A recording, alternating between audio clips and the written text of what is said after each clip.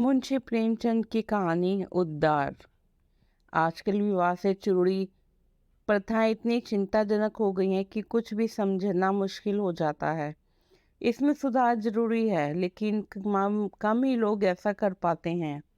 ऐसे कम ही माँ बाप होते हैं जो 7 बेटों के बाद भी एक बेटी होने पर उसे प्यार से रखते हैं। जैसे ही एक बेटी पैदा होती है, वो उसकी शादी की चिंता में डूब जाते हैं। दुनिया में इस तरह के माँ बाप भी हैं जो बेटे की किसी वजह से मृत्यु होने पर खुश होते हैं। उन्हें लगता है कि उनके सिर से परेशानी टल गई। इन सब की वजह दहेज जैसी कुप्रथा ही है। दहेज की रकम दिन ब दिन इतनी बढ़ती जा रही है कि लोग लड़की के विवाह के नाम से घबराने लगे हैं। पता नहीं कब यह सब खत्म होगा। बेटा जितना भी क्यों ना हो, उन्हें भार नहीं लगता है। उनकी शादी नहीं भी करेंगे तो कह देंगे कि बेटा कमाओ और खाओ, फिर मन होने पर शादी कर लेना। बेटा का चित्त खराब भी हो तो उसे गलत नहीं समझा जाता, लेकिन बेटी का विवाह करवाना जरूरी है। ऐसा नहीं किया और कुछ गलत घटना उसके साथ घट गई तो समस्या हो जाएगी। अगर इस बात को सबसे छुपा लिया तो कोई दिक्कत नहीं। अगर नहीं छुपा पाए तो पूरे समाज में नाक कट जाती है। समाज में ऐसा अपमान होता है जिसका कोई ठिकाना नहीं। पूरा परिवार किसी को मुंह दिखाने के काबिल नहीं रहता। दुख की बात यह है कि जिन माँ बाप को अपनी बेटी की शादी में दहेज के कारण लाखों परेशानियां झेलनी पड़ती हैं, वो अपने बेटे के विवाह के समय इन सबको भूल जाते हैं। वो अपने बेटे की शादी के लिए दहेज लेना बिल्कुल नहीं भूलते। उन्हें लड़की के परिवार वालों से बिल्कुल भी सहानुभूति नहीं होती, बल्कि वो अपनी बेटी की शादी में दिए गए दहेज को मिलाकर बेटे की शादी में लेने की कोशिश करते हैं। इस दहेज की चिंता के कारण कितने ही माँ बाप अपनी बेटी का विवाह बूढ़ों से कर देते हैं ताकि उनका पीछा छूटे। और कुछ तो बेटियों के विवाह के नाम पे कुछ पैसे लेकर किसी के घर भेज ही देते हैं। गुलजारी लाल जी भी एक ऐसे पिता थे जिन्हें अपनी बेटी की चिंता खाई जा रही थी। यूं तो उनकी आर्थिक स्थिति ठीक थी और वो महीने में 200 से 250 रुपये आसानी से कमा लेते थे। 2 बेटे भी थे जिन्हें पालना था, ऊपर से बेटी के बड़े होने की टेंशन अलग। बेटी की शादी करने के लिए अच्छा घर भी चाहिए। होते होते एक दिन गुलजारी लाल जी को एक पढ़ा लिखा योग्य लड़का मिला। उसके पिता आबकारी विभाग में नौकरी करते थे। इन सब के बारे में गुलजारी लाल ने अपनी पत्नी से बात की। फिर उसने कहा कि परेशानी बस ये है, लड़का शादी नहीं करना चाहता। उसके पिता ने उसे बहुत समझाया, लेकिन वो किसी की नहीं सुनता। उसने कहा कि वो जीवन में कभी शादी नहीं करना चाहता।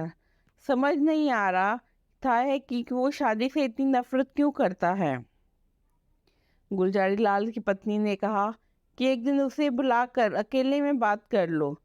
उसने पत्नी को बताया कि बुलाया था मैंने, काफ़ी देर तक कारण पूछा, लेकिन वो कुछ नहीं बोला। मैंने रोते हुए उससे आखिर में पूछा तो वो वहाँ से चला गया। मैं गुनगुनाते हुए बोलने लगी कि बेटी की वजह से पता नहीं अब क्या सब दिन देखना पड़ेगा। गुलजारी लाल बोला, नहीं, इस जमाने के लड़के होते ही ऐसे हैं। पढ़ लिख कर उन्हें पता नहीं क्या हो जाता है कि वो जिंदगी भर अविवाहित रहना चाहते हैं। वो आज़ाद अकेले ही रहना चाहते हैं, इसी में अपनी खुशी समझते हैं। पत्नी बोली, बात बिल्कुल सही है। अगर तुमने शादी न की होती तो ये सारी चिंताएं न होती, हम सब खुश होते। कुछ वक्त गुजरने के बाद गुलजारी लाल को विवाह के लिए मना करने वाले लड़के की तरफ से एक पत्र आया। उसमें लिखा था, अंकल प्रणाम, मैं आपको यह खत काफ़ी दुविधा में लिख रहा हूँ। आपके द्वारा मेरे घर रिश्ता लाने के बाद से ही माता पिता मुझसे शादी का खूब दबाव बना रहे हैं। माँ रोती है तो पिता नाराज हैं। उन्हें लग रहा है कि मैं जिद की वजह से शादी नहीं कर रहा हूँ, लेकिन मैं इसकी असली वजह उन्हें नहीं बता पाता हूँ। अगर उन्हें पता चला तो हो सकता है कि उनके प्राण निकल जाएं।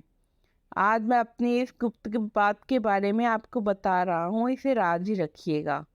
किसी भी तरह माँ बाप को यह बात पता नहीं चलनी चाहिए। मुझे लग रहा है कि 5-6 महीने से मुझे क्षय रोग यानी टीबी हो गया है। उसी के लक्षण मुझे खुद में दिख रहे हैं। जांच से भी स्पष्ट हो गया है कि मैं अधिकतम 2 साल तक ही जिंदा रह सकता हूँ। ऐसे में अगर मैंने शादी कर ली तो मेरी पत्नी को और मेरे बच्चा होने पर उसे भी यह रोग बीमारी लग जाएगी। अब मैं खुद इस रोग की पीड़ा को झेलता हूँ।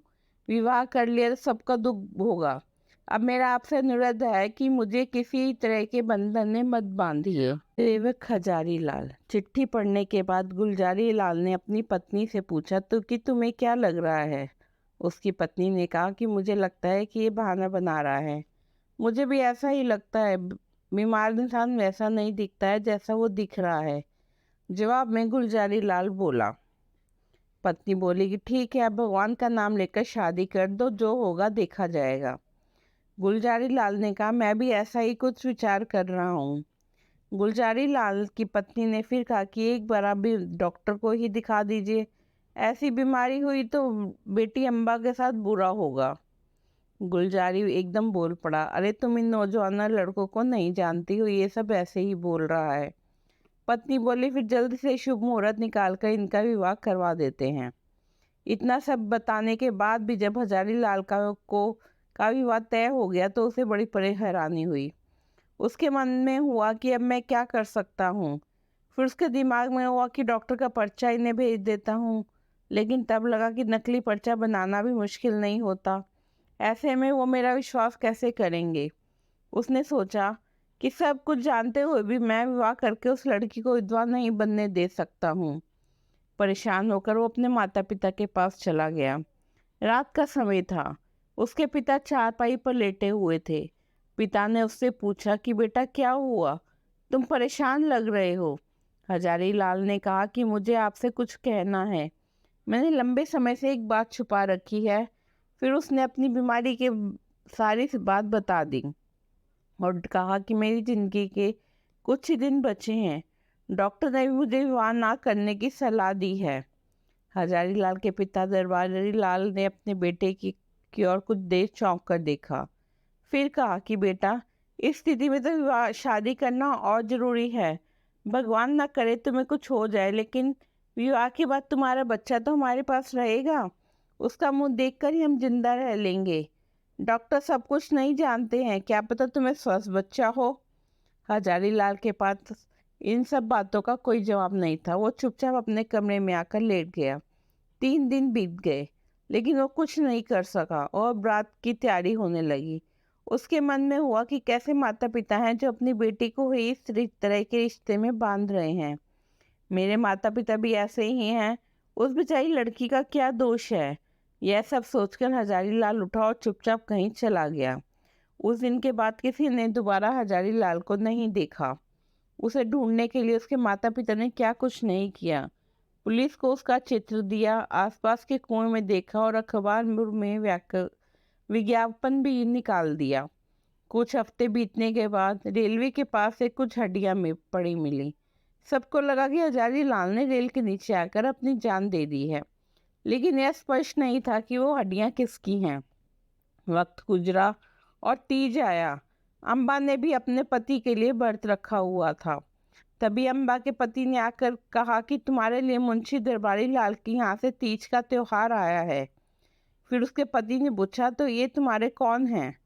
अम्बा के मन में हुआ कि यह तो उसी देवता के पिता हैं जिन्होंने मुझे नरक से जाने से बचाया है। अपने जीवन का बलिदान दे दिया, लेकिन मेरे जीवन को खराब नहीं होने दिया। इतना सब कुछ सोचकर अम्बा ने अपने पति के सवाल के जवाब में कहा कि वो मेरे चचा लगते हैं।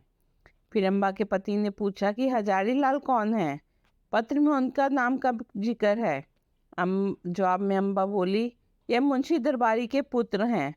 पति ने पूछा, अच्छा, ये तो तुम्हारे चचेरे भाई हुए। अम्बा ने कहा, नहीं नहीं, वो काफ़ी दयालु इंसान थे।